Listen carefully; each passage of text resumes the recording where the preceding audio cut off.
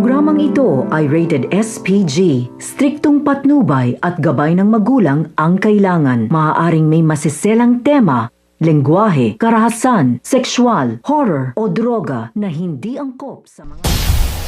Habang nasa palasyo si Padua at Renato ay napapanood nga nila ang nagaganap sa norte, kaya hindi na nga sila makapaghintay na makarating nga rin sa norte upang sila nga ay makigulo doon at tapusin nila rin itong si Cardo. Matagal na nga nilang inahantay ang pagkakataong ito. Ngayon nga lumantad na nga itong ang si Cardo, kaya naman magmamadali nga sila na pumunta nga doon. Ngunit hindi na nga nila maabutan itong si Cardo dahil makakagawa na sila ng paraan upang nga matakasan nga itong ang sina Albert at Lito dahil may mga nakahanda ngang bomba para sa mga ito.